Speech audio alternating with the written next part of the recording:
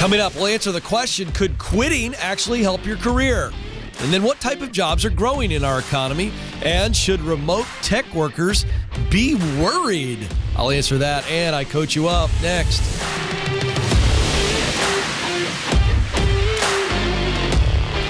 Coaching you to get the competitive edge, to make more money and more impact. This is the Ken Coleman Show. So excited that you've joined us. You matter, and your well-being professionally matters tremendously. And that's why I'm here. I'm your coach, counselor, cheerleader, all in one call. We'll get to your calls a little bit later. But first, let's take on quitting. We are seeing record amounts of people quit. This doesn't slow down. And so it's worth diving into. Wait a second. Is quitting the best move for me professionally right now? Because I think automatically we tend to go, well, Ken, if I quit to something that pays me more, it's a no-brainer. Is it? It might increase your pay, yes. But this is the tricky little question. Does it guarantee growth? Oh, well, it grew my bank account. Yeah. Until you overspend it. Or you get used to it. So, yes, quitting can increase your pay. But does it guarantee professional growth, which has personal implications? Let's look at the data. Research from Zippia shows that the average salary increase when changing jobs is 14.8%. Woohoo! Yeah, baby. I mean, there's no disputing that if you quit your job in today's world, you're probably quitting for a bigger paycheck. But again, and I'm all for that, but it better be more than just a paycheck or else it's going to wear off. But quickest way to make more money is quit. Check the box. 14.8% jump. Compare that to the average salary increase when employees stay put in their jobs and they're just getting their annual bumps, if you will, to 5.8% increase. So it's almost triple. The Muse, I've contributed to before, and Catherine Minshew has been a contributor on this program. She's the founder of Muse. Had a study of over 2,500 workers that found that 72% experienced surprise or regret after transitioning jobs when they discovered it wasn't all that it was cracked up to be. Now, again, I'm going to pause here and hang out for just a moment. 72% of workers who changed jobs said, I was surprised by how it actually turned out. It wasn't what they said it was or what I assumed it was. And then others regretted it. Surprised or regretful?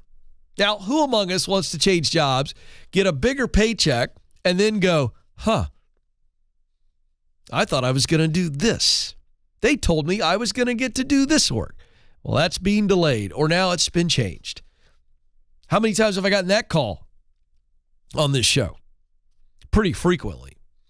So the reality is that this is why we don't just make a move for more pay. You can and you should quit for a better payday. Some of you are going, now, Ken, you just confused us. No, it's just quitting for the right reasons to go to the right place. So in order to grow, you will quit. All right, even if you are getting promoted with your own company, you are essentially quitting the one job to move into another job. So I want to reframe quitting. That's the whole point of this, is that you absolutely, men and women who are successful and on purpose and moving forward will quit regularly. But they quit for the right reasons. Watch, and then they quit to the right place. Absent of quitting for the right reason and moving and quitting into the right place, then it's the wrong quit and it's not going to grow you.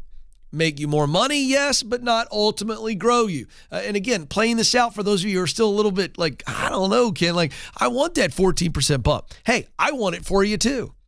But I know that the 14% bump will wear off if you end up like a lot of these people, surprised or regretful that you took the bigger paycheck and now it's not working out. Now watch what happens.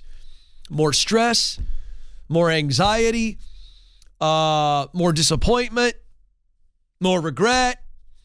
And that starts to wear on you mentally and emotionally, physically as well. Oh, let's not forget for a moment while I'm talking about all the bad stuff, how that affects your wife and kids when you're dragging that you-know-what home with you.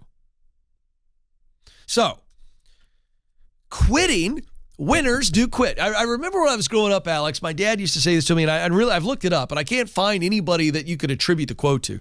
But it's kind of one of those sayings that, it sounds good. Gosh, it sounds good. And you hear it, and my dad used to say it all the time, and I adopted it as a mantra. And then now all these years later, I'm like, well, it sounds good, but it's not true. Let me give you an example before I share the one that my dad shared. One is that I bang on all the time on this show. Well, if you do what you love, you'll never work a day in your life. That's just total hogwash. It ought to be, if you do what you love, you'll work harder, you'll work better, you'll work longer than ever. But boy, oh boy, is it worth it. So this idea that if you do what you love, you'll never work a day in your life is total hogwash. And here's the one my dad used to say. He'd say, son, winners never quit and quitters never win. Right? And I thought, well, let's look at that. Winners never quit. It's not true. Winners quit all the time. In fact, they quit the right way. In other words, they quit for the right reasons. Right? They've maximized their growth. It's time to challenge themselves to something else. So they move on. And then the other side is that quitters never win. Well, that's not true. Winners do quit and quitters do win. But it is the right way of quitting. And so this is the idea. So I want you thinking all the time. And this is a prompt, not a principle. Okay? Here's the prompt. You should be asking yourself on a regular basis, should I be quitting this? Some of you are going, what? No. Don't freak out. This is me. We walk in and resign. The question is, should I quit this? So I ask this all the time. Try a new idea, some new content, and I go, should I quit that? Sometimes the answer is yes. Alex and I have meetings all the time. Hey, we tried this segment. Should we quit it? It's about excellence. It's about growth.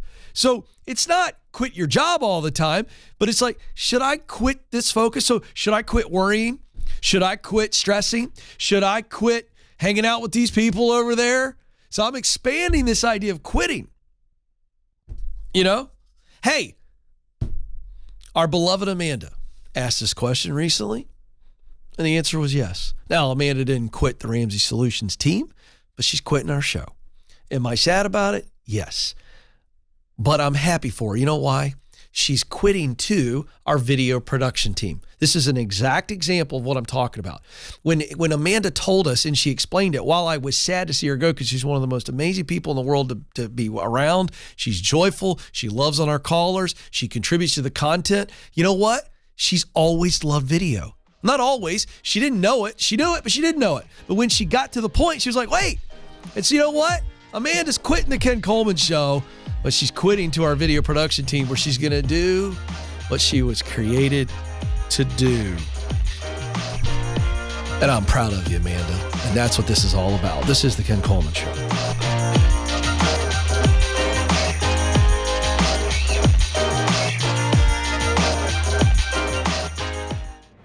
You were created to fill a unique role in this world, but figuring out what that is can feel overwhelming. That's why we created the Get Clear Career Assessment. In less than 15 minutes, you'll get customized results that clarify and verify what you do best, the work you love, and the results you want to produce. You'll even get a list of professional possibilities to help you jumpstart the job search. To get started, go to kencoleman.com/assessment.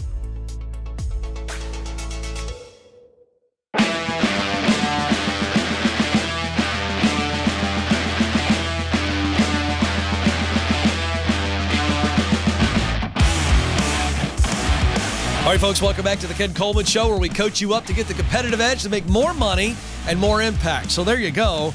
I don't know who doesn't want that. If you just wandered into this show and you don't want that, hang on for a little bit while longer. We'll see if your heart's actually working. Okay, very excited about a new initiative that we are testing out. We are offering Ramsey Career Coaching. These are men and women that are world-class professionals, been doing it a long time.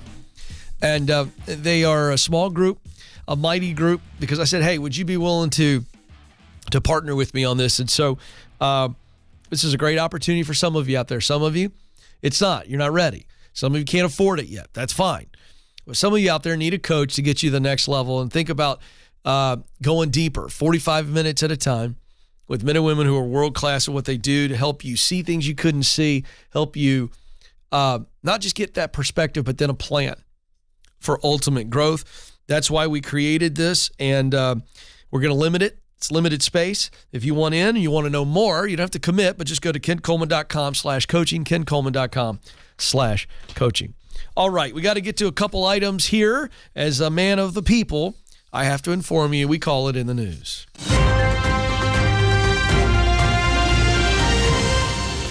One of the things I love about my relationship with ZipRecruiter is, I endorse them. I think that they are an absolute precision arrow in your quiver of advancing and getting the right kind of job, because they're so easy to work with, and it's free to you. So it's like the risk-free resource. But I also love their content, and we're collaborating on content, and Julia Pollack, who is their in-house chief economist, she's brilliant. She's available to the show, and I love it. I love getting on the line with her and asking her pinpointed questions about the job economy and how it affects you, the listener. And so I recently got her in, and we're going to talk about the musical chairs of people just quitting to new jobs. What's going on there? How long is it going to last? We talk about what jobs are growing, what sectors of the industry are hot. And then we talk about this the employee gap, and are we in the new work age? Really interesting stuff. Let's get right to it. We pre-taped this due to our schedules. This is my conversation with Julia Pollack. Well, Julia, it's great to have you back. And I saw an article you put out recently, and it was a great description of what is happening in our job market in the United States, and how we've seen so many different types of jobs created during the pandemic, coming out of the pandemic. And so I want you to just break that down. What is at the source, or what are you seeing as the result of all these newer jobs, different types of jobs, that's creating all this musical chairs, what we're calling the Great Resignation? Right. So we have 63% more openings than we did before the pandemic, and about twice as many openings as unemployed job seekers. So that means that people are on the move because they have a better chance of striking gold, of being lucky and finding a good match. There also have been huge changes in the labor market since the pandemic. It has dramatically accelerated the shift towards remote work. So it has accelerated that trend, which was already going on, but very slowly, by 50 years. And that means that people who very much value remote work opportunities are increasingly able to find them. And that's one of the biggest reasons why people are seeking to leave their current jobs in their current industries right now. They are leaving industries with very few remote opportunities for those where remote work has now become the norm. Yeah, so let's break that down. Let's show this graphic, guys, and then Julia, just kind of walk us through some of the industries where we're seeing people move to, kind of the leaders in those industries as it relates to, hey, they offer flexibility. Right. So we just did a survey of 2,000 Americans who were hired and started their jobs in the last 6 months. And 41% said that they gained flexibility, more schedule flexibility when they switched jobs. And 14% said they gained the ability to work remotely. So you're seeing movement out of industries like education and healthcare, where typically you need to work at a school or a hospital, and typically you have a set shift. The school day goes from 8 in the morning until 3 p.m. You can't really get much flexibility there. And they're moving into the kinds of industries like tech and business services, where there's tremendous flexibility now. It's the one way that employers can stand out in this very tight labor market that doesn't involve, blowing up their cost structure and dramatically, increasing compensation. And so it's something they're very, very eager to do, is offer more flexibility in all kinds of different ways, like Fridays off sabbaticals, more paid time off, and then just greater flexibility around shifts and the workday.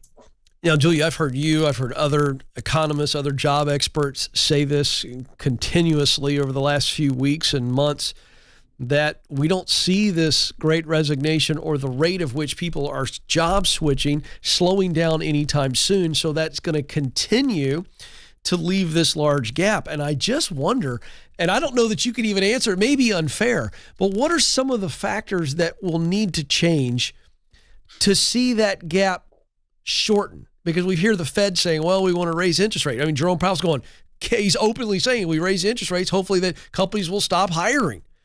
But I don't know if that solves it long term. Are we just in this new age where there's just more jobs than there are people who can fill them? Well, a pandemic is sort of a perfect storm. It reduces labor force participation across the board. It totally shuts off immigration. So there are lots and lots of people who should be in the labor force right now who are still not. Fortunately, we're seeing some signs of encouraging recovery and growth there. And perhaps if we have this full, healthy recovery that we're now on track to get, that will cause this game of musical chairs to slow down a little bit. But until then, we also have a longer term problem, which is projected labor shortages as far as the eye can see because of our slowing birth rate. And our population growth rates are looking increasingly like Europe's and Asian countries.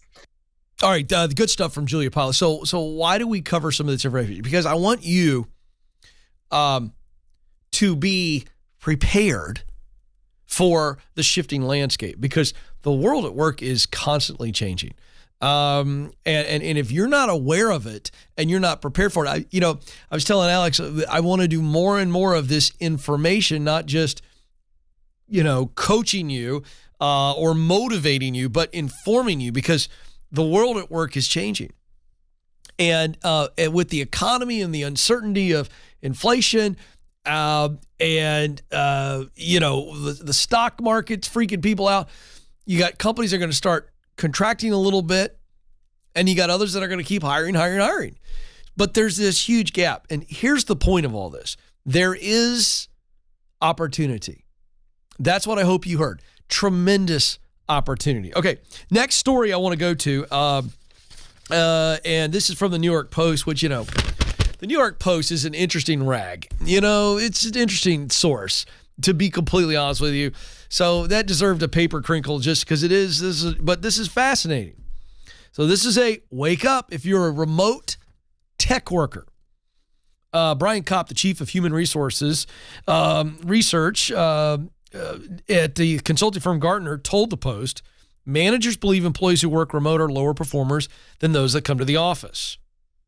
They will be, on average, more likely to lay off those who are working remote than those who are coming to the office. Simply put, out of sight, out of mind. So they're seeing this trend now with big tech firms, with the rising interest rates and costs and all the things. If we see layoffs start to happen, and again, this story is focusing on tech workers. If you're not in the office, and again, I'm not telling you got to come back to the office. Don't get all upset. But I think this is a very interesting point, and I would tend to agree with it. If we see the recession actually happen, which it looks on all sides like we're heading into a recession.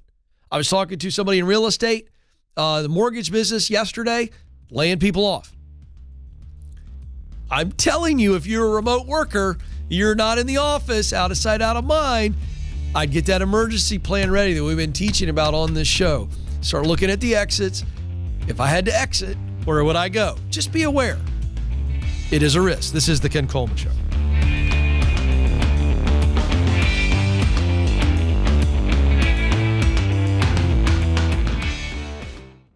Did you know recruiters take an average of 6 seconds to scan a resume? And that's if they ever see it in the first place. In fact, 75% of resumes are rejected before reaching a hiring manager. Listen, folks, if you want to get hired, you've got to make sure your resume is getting noticed. That's why we created How to Write the Perfect Resume. This free guide will walk you through the 5 steps to stand out in the hiring process and land your dream job. To get started, go to kencoleman.com/resume.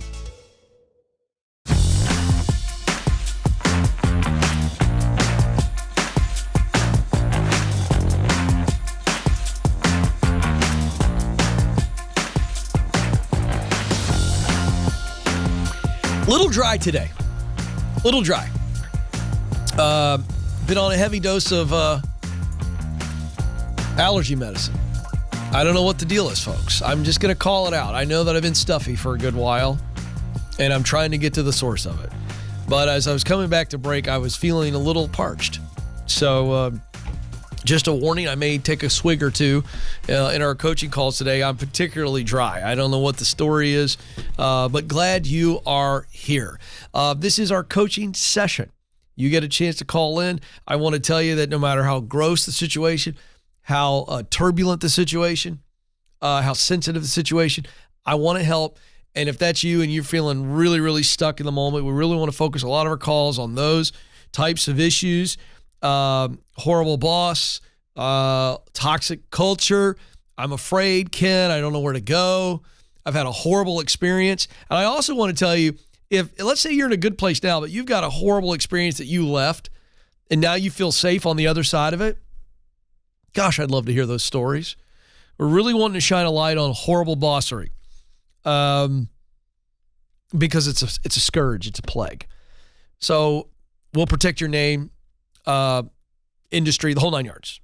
If you'd like to call, we'd love to hear from you. All right, let's get to the phones. 844-747-2577, 844-747-2577. Aaron is on the line in Charleston, Illinois. Aaron, you're on the Ken Coleman Show. Hey, Ken. How are you, Aaron? I'm doing well. Better than I deserve. Yeah. Oh, there's a Dave Ramsey listener right there. Classic. All right. What's going on? So I currently, a little bit of a backstory here, a quick one. I worked for a company for 15 years, and then out of nowhere, it was a building company doing drafting. Out of nowhere, a high-end home builder contacted me and kind of lured me their direction. I went there for more pay for about a year.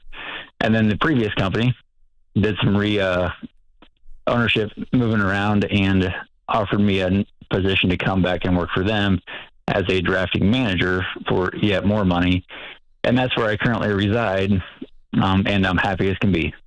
However, the other company, the high-end home company, has again contacted me, wanting me to come back. And the salary, the offer this time would be a dramatic increase, I think, but I'm perfectly content where I am, so I'm not sure what to do. What makes you content where you are? Everything's just going very well. I enjoy going to work. It's not like a thank God it's Friday, oh God it's Monday situation. When I leave work, I can leave it there and completely come home, focus on my wife and 3 young children. Yeah. Tell me about the work. Tell me about the work itself. Yeah. Do you like it? Do you love it? Do you just mind it? Or what is it? I would say it's somewhere between like and love. That's good. I'm basically managing a team of draftsmen right now, and I got a great team, and I love doing that side of things. How does that position you for the future? If you look to your future, are you on the rung of ladder that you want to stay on for the rest of your career? Or are there a couple rungs above you? And so if that, whatever the case is, does this position you well? I think it's got a good future. Probably, I would think later, once my kids are more grown out of the house, I would want to further my career, maybe focus on and possibly do a career or a job change at that time in order to find a new ladder to climb. Does this set you up for that? I think so. Good. I mean, how much of a bump did you get by coming back to them or taking this current job? So basically, not a huge one. There's a lot of benefits and stuff. The company I currently work for has it's a bigger company with a lot more HR benefit type situations. The other one's kind of a mom and pop family business that isn't big enough to have some of those perks, 401k matches and profit sharing, stuff like that. So, well, based on all the questions that I've asked you, and based on the simple fact that you left the mom and pop company to go to this company, who you were with previously. Did I understand that right? Yeah, that's correct. This is hysterical. You leave company A to go to company B, You leave company B to go back to company A. Now company B's like, come back to us. It's like tug of war. You got it. Yeah, fascinating. Based on everything I'm hearing, this is a classic wrestling match of the head and the heart. The head's going, Aaron, they're offering you a huge pay bump. You seem a little silly by not really wanting to do this. And your heart's going, yeah, I know. You think it's silly, but I've been in both places. And we really like where we are now. Is that what I'm hearing? That's a perfect analysis. Yeah.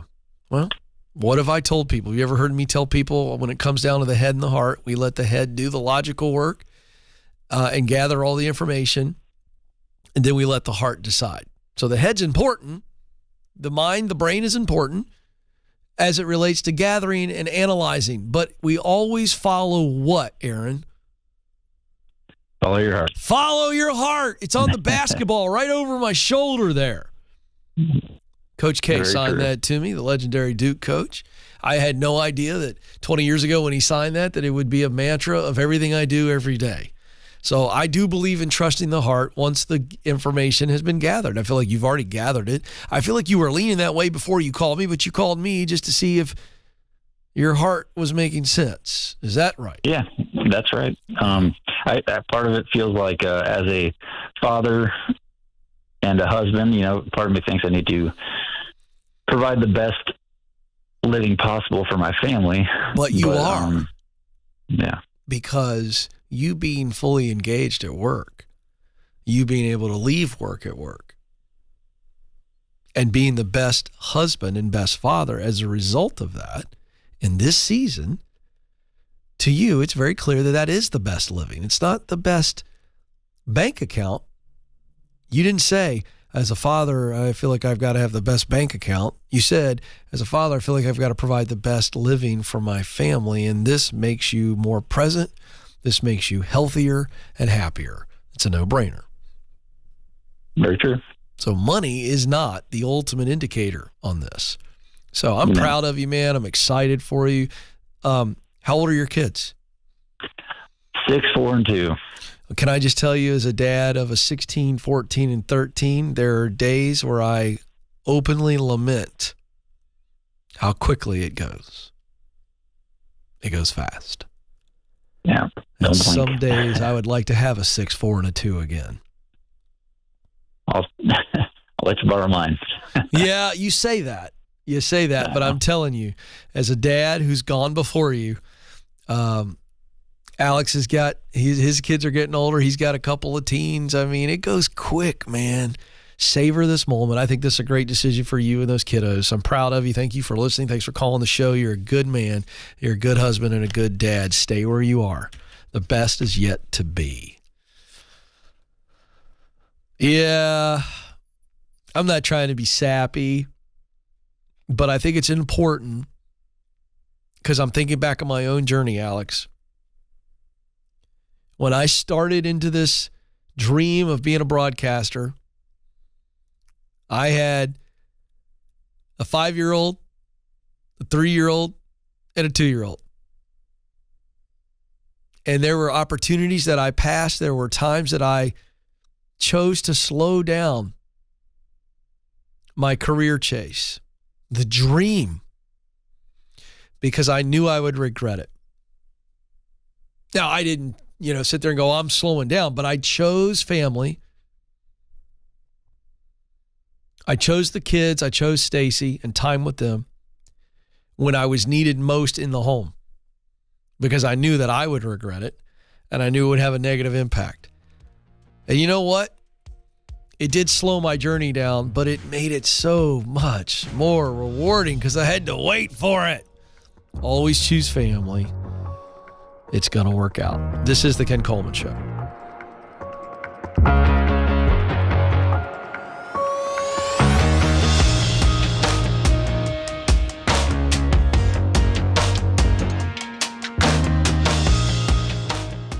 You were created to fill a unique role in and through your work. Now, some of you may be going, I have no idea what that is. Some of you may be saying, I know what I want to do, but I don't know how to get there. I felt all of those emotions. I've been where you are, and I can tell you, there's hope. That's why I wrote the book, From Paycheck to Purpose. You can make the income you want and the impact that you desire. And I know that you have what it takes.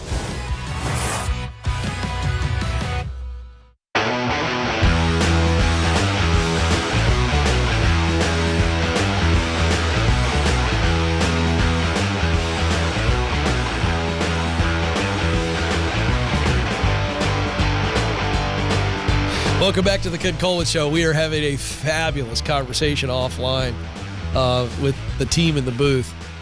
So Nathan's got 3 little girls. What are their ages, Nathan? I think we got to share this. They are 6, 4, and 3. Oh, bless him. You all send a prayer, would you please? Maybe a donation to Nathan. We'll make it tax deductible. Yeah, right. And a 5-month-old. And a 5-month-old. So we were talking about, the screaming and the girls and all this kind of stuff and like high pitch and how it is taxing. And then Alex and Amanda and I are all like, yeah, well. And so I made the comment, I would take a screaming group of kids in that age bracket over the disrespect any of it, because one is coming from a place of like they don't know what they're doing. They don't know how to handle and process. The other one is just straight up rebellion and just attitude. You know what I mean? I got more grace for the screaming 5-year-old than I do the disrespectful 15-year-old. I'm just going to tell you, but that's where I'm at. So there you go. A little extra parenting content today. Hey, parents, this too shall pass. We'll all just form a club. I feel like Alex and Amanda and I might just do a group hug at the end of the show today. Yeah. All right, Rachel's up next in Miami, Florida. Rachel, you're on the Ken Coleman Show. Hi, Ken. Thanks for taking my call. You bet, Rachel. How can I help? Definitely so. I was wondering if it's too risky to take a job at the same workplace as my husband. Ooh, this is a delicious question. Yes. The answer is it very well could be. In fact, I would tell you that taking a job at the same company of your husband has more potential for risk than it does to work out. So I'll just start there. I do think that there's way more risk and there's a greater chance for risk and negative than there is for something good. And I'll explain why. And then let's break this down. The reason is because if he gets disgruntled or you get disgruntled, that affects the other spouse. Number 2, if one of you gets mistreated, it's almost irrecoverable for the other spouse. Mm-hmm. Yeah. If one gets passed over, it starts to affect the other. So you got all these potential there, but that doesn't mean it can't work. So is there some specific things you're concerned about, some specific risks that you had in mind when you called me? So definitely one of the risks, it is a large corporation, but one of the risks I was concerned about was also financially, just because of how things are kind of moving right now. We would be in separate departments, so we wouldn't be interacting too much or answering to the same bosses. But it's mostly that financial risk with where the economy is going right now. Meaning what? That if the company decides to contract and do layoffs, that you both lose your job. So yeah. That to me that's not the issue. I understand. Mm-hmm. I understand why you're considering it, but it's a large company. I mean, the bottom line is if the economy starts making people lay off, you're not hedging your bets any better by working for another company. That's the least of my concerns. Could it happen? Yes. But that to me is not the biggest risk. I get it. It's a risk. I get it. But I'm just saying it's not the biggest risk. The biggest risk is what I outlined before. Because even though you're in different departments, different leaders, it doesn't matter. If something goes wrong for one of you, it'll start to poison the well, if you will, for the other. It doesn't mean that it's not recoverable, but straight up mistreatment, that's going to be hard. So here's my point. Is the risk worth taking? All I said is there's risk for negative stuff, but is it still a good move for you? And is it worth the risk? So there's the 2-part question that you have to answer. I can't answer for you. So what do you think? Yeah. Let me ask you straight up. Right now, don't think, answer. Is it worth the risk for you right now? Yeah, I do think so. Yeah. Then do it. All right. You're not working together. You're not on the same team, so I don't think there's any awkwardness in the day-to-day stuff. So if you're willing to take the risk that maybe you get disgruntled or maybe want to be, that's fine. You can move on. But if it's good for you and it's worth the risk, then do it. And it sounds like it is. So there you go. Go for it. Definitely. Thank you so much. I really appreciate it. Thank you, Rachel. It's a really good question that she asks. Because I think some people automatically go, oh, that's not a good idea. I mean, that's very customized. So I think we laid that out, and I think it's a good move for her. And don't be fearful, Rachel, or anybody else. If you want to do it, do it.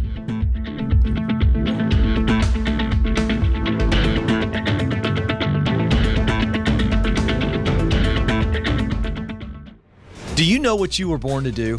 In order to get hired at a job you love, you need to get clear on your talent, passion, and mission.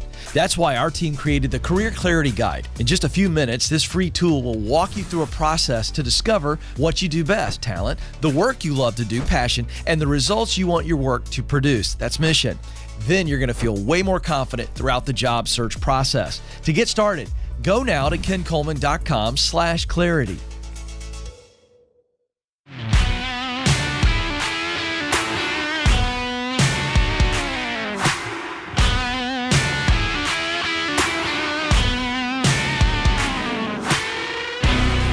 This is kind of fun. Our last caller presented a very intriguing question. And I said, well, that's a delicious question, meaning that's savory. I get to dive into this one. It's kind of fun. And one of our YouTube viewers, our YouTube crazies that watch live on YouTube, their handle is Simply Delicious. So that's fun. That's fun. All right. By the way, if anybody wants to laugh, you know what? This is the ADHD portion of the show. It's a little nugget because I'm trying to add value to you people all the time in ways you don't expect.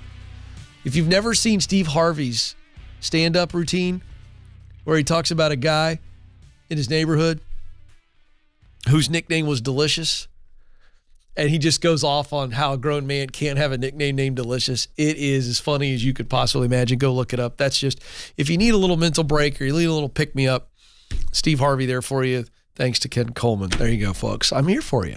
All right, Mike is up in Franklin, Tennessee. That's right here where we are. It's our sandbox. Micah, you're on the Ken Coleman Show. Hey, Mr. Coleman. How are you doing today? I'm living the dream, but we cannot go any further until you stop calling me Mr. Coleman, all right? You're making me feel old, man. What's going on? Hey, so my question today is kind of like a future career question, which is what you're good at, I've heard. So I am a senior at Belmont in Nashville. Great. And I'm going to be graduating in this next upcoming semester, school year 2023. And I have a business that I started during COVID, like a lot of people. I run it full time, even while taking full time classes. I still managed to get in about 50 hours a week, and it's going really, really well. My question is, do I stick with running this business with how successful it is and how like it gives me like options for, you know, hours and whatnot, or do I kind of take my entrepreneurial ventures to another interest that I had that could be a little bit more, I guess, serious career-wise? You may want to say something about that or not. But, yeah. What are you doing now? Into commercial real estate. So right now I own a car detailing business and I work on exotic cars, and I really like it. Yeah, you do. Yeah, you do. And you got good clientele, I'm guessing. Yeah, no, I really do. They got extra money, and they like what you're doing, and you're making really good money. Yeah. Gosh, I am proud of you. So you went to school to do commercial real estate eventually, or you went to school, majored in something else, and you've realized along the way that ultimately for you, commercial real estate is where you want to be? Is that developing or selling it? I'd have to explore it. I have some clients of mine that are in the business, and they offered to give me some sit-down talks and maybe even a position. Oh, baby, Micah, that's amazing. The answer to that is yes. Some great stuff. The answer to that is yes. Sit down with them and you become a college student on everything they know and how they're winning, whether it's real estate development or selling commercial real estate. I love this idea. So this actually allows me to lock in on my answer a little faster than I was going to. I think you stay with this business post-graduation until you get to a point that A, you've confirmed you want to go into commercial real estate and you know the lane in which you want to run, and you get yourself up and going, meaning you've landed yourself a legitimate amount of income, a source of income. So, for instance, if you say, I want to sell commercial real estate, so the licensing and the training that you got to get going there, the minute you get somebody to hire you, then that's when you sell your business, or if you can't sell it, could you keep it going and hire some young college guys who like cars and detailing, and you keep that going? Or the third option is you totally shut it down. So right. So one option that I know was kind of a thing that was proposed to me by another business that I did some work together with, is they offered to buy my clients when I was finished, and then give me a percentage off of every job that they do for them. I love that. So that's an option as well. I love that. Yeah, that to me is in the same option, the first one I gave you, to sell it. I mean, I like that. Because here's the point. Once you've got a legitimate job in commercial real estate, whichever lane you choose, you need to go all in. So what's great is you're making really good money right now, and I'm presuming that you are saving a good chunk of money. Yeah, no, I save about 90% of it.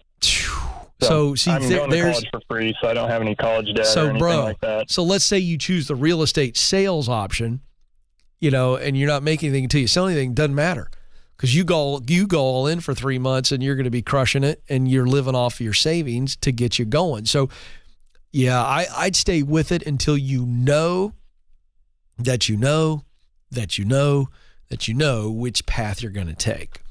It's a no-brainer. Gotcha. Because, man, I think it's so freaking fantastic that I really believe this is the proximity principle, which says in order to do what I want to do, I got to be around people that are doing it in places where it is happening. Well, you're doing high-end exotic car detailing for some real estate pros who are crushing it. They love you. They love your hustle factor. They know you're going to do a good job, and they're going to help you whether they give you advice or whether they open up doors for you. This is perfect. I'd stay put. Right. Yeah. It's fantastic. Are you based in Franklin? Yes, sir. I actually live right off Lewisburg. I'm like 5 minutes from you guys. Okay. But my business is mobile, so. All right, so this is great. Would you mind giving your contact information to Amanda, because I've got a 1972 convertible Carmen Ghia, and I haven't found a good detailer that I trust. It needs to be hand washed and taken care of. I can't run it through the car wash. I'd be happy to take care of you, Ken. I'm not even kidding. I'm 100%. I'd be happy to take care of you. Yeah, because you're like 5 minutes from me, and I need this baby detailed from time to time. Oh, it's fantastic, folks. Advice, and I finally find my custom detailer in Franklin, Tennessee. It just doesn't get any better than this. Micah, thank you very much for the call. Hang on the line. Amanda, let's get Micah's contact info. The kid's already working 50 hours a week. Now, folks, are you getting this? I mean, this is a fantastic story. And here's, let me teach out of this for a second. Very briefly. Well, let me mention something else, because actually, I got some content I want to develop. But first, I want to tell you about ZipRecruiter. I was talking to them the other day. We're sending so many people to them. And I know it doesn't work for everybody, but it works for a lot of people. And here's the point. ZipRecruiter does all the work for you while you're living your life, doing your thing. And you get the option whether or not you want to apply for something they send you. But they're really effective at what they do. And it doesn't cost you anything to sign up a profile. Never does. Companies pay ZipRecruiter, and they contacted us and said, look, Ken, you got people that are looking to move up, change gigs all the time. We want the talent. So go to ZipRecruiter.com. ZipRecruiter.com. It's about 80 million times more effective than you sending a bunch of emails out and hearing crickets. All right? ZipRecruiter.com. All right. Here's what I want to teach out of really quick with Micah's story. Okay? Now, Micah just happens to be a college kid who's got a side hustle Okay? But let's forget his status in life and just go, here's Micah. Micah's always been really interested in one path, but he's in one place right now and it's really working. So the question becomes, when do I leave the one path to move to the other path? Because I'm crushing it right now. I'm making really good money. I'm saving all of it. And so, again, don't assume that in order to move forward, the best way possible, don't assume that it is to quit the one thing. Let's always look at, could I keep it? How could I keep it? Could I sell it? Can I get a windfall from it? That's the idea. He's already got a detail company going, look, man, you're crushing it, and we'll pay you for your clients. So here's the deal. He doesn't need to be in any kind of hurry. He's crushing it. He graduates college. So whatever your story is, be patient. If you got a good day job, that is stability. That could be funding the future. And in this case, it is funding Micah's future. So he relaxes because he's already bringing in money. He can take his time, research it. Which direction does he want to go in real estate? And so this is the point. Patience, patience, patience, patience, patience, patience. It's the secret sauce to success. Hey, I got to get out of here. You matter. You have what it takes. Press on.